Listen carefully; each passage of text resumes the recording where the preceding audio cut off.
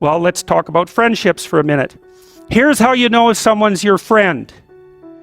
A, you can tell them bad news and they'll listen. They won't tell you why, you're stupid and why that bad thing happened to you and how something worse happened to them once and, derail the whole conversation.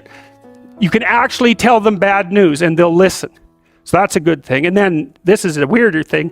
You can tell them good news and they'll help you celebrate.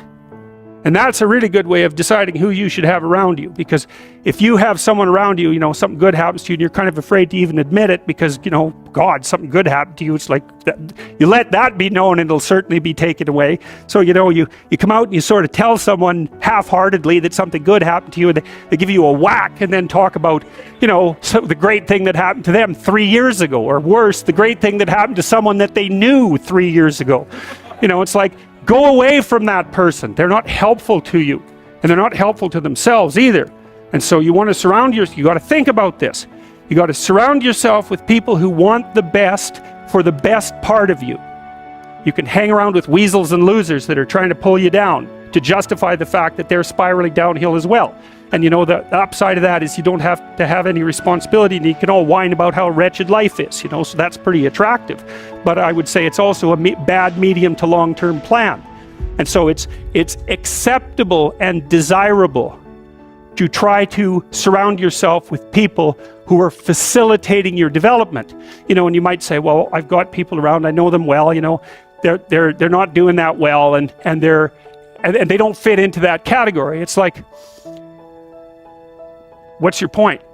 What are you going to do with them exactly? If they'll listen and cooperate with you and move towards a better future, great.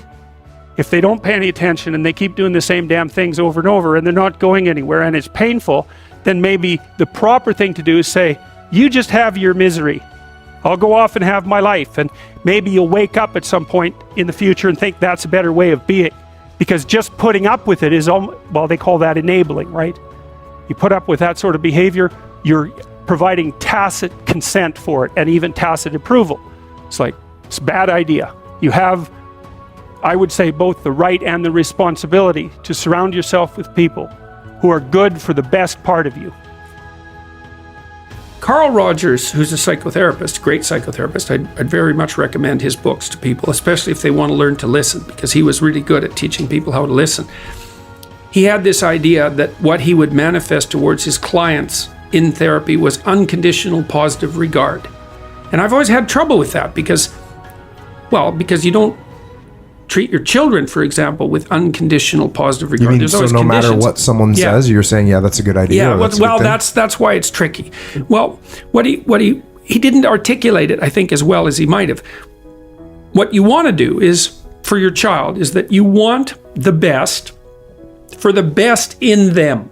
That's what you want. And that's what you want from people that you surround yourself with. Now, they'll hold you to a high standard if that's the case, right? Because whenever you degenerate in any of the multiple ways that you're likely to degenerate, they're going to whack you on the back of the head and say, clue the hell in, you're demeaning yourself, you're less than you could be. And there's real judgment in that, and it's harsh, but with friends, it's the same thing. You want friends. They're not friends if they're not these people. You want friends who, when something good happens to you, that's good for you, right? They're happy about that. They're not all bitter and resentful underground and saying horrible things behind your back and telling you how they did something that was better and trying to drag you down. It's that's not helpful. And then when something bad happens to you and you go to them and you say, look, this terrible thing happened to me. First of all, they don't try to top it with some horrible thing that happened to them because they don't have the patience to listen. And second, they're not secretly gloating about the fact that catastrophe finally befell you. It's they're actually hurt by it. And that chapter is an injunction. Is take a look at the people that are around you. And if they're not on the side of what's good for you, then walk away.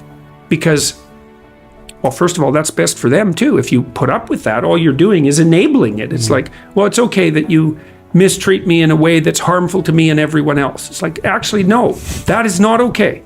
It's not the least bit okay. That doesn't mean you shouldn't try to help someone when they're down. That's a whole different issue. What if it's your family? So you know how you say walk away, right? Yeah. Do you still walk away from your family? Or do you You kind do if it's necessary. Yeah. There's lots of different ways of walking away. Oh yeah, you know? like create boundaries. Well, there's kind of that thing. for sure. There's that. I mean, you sometimes someone's on an incorrigible path. Like there's just nothing you can do. You know, maybe they're aiming down. They're aiming down hard. And they're bitter, and everything they do is to produce misery, virtually everything.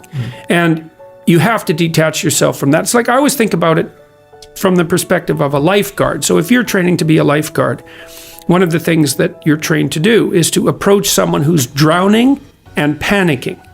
And the way you approach them is you put your foot out between you and them, and you push forward with your hands with your foot out.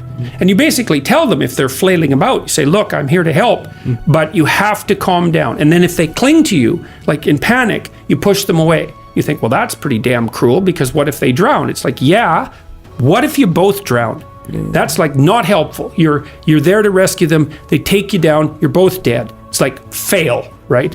So you say, look, quit panicking. I'll help you out, but I'm not drowning along with you. It's like, well, it's the same with someone in your family. It's like if they're on a downward path and you've done your best, you know, you've made your efforts, and they're not paying attention.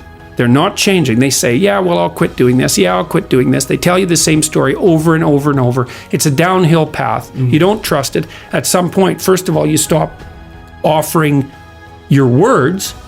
That's do not cast pearls before swine. A very, very harsh statement, right? But what it means is if you're offering words of wisdom to someone in the genuine attempt to help, and they treat that with contempt, then shut up, because you're demeaning your words.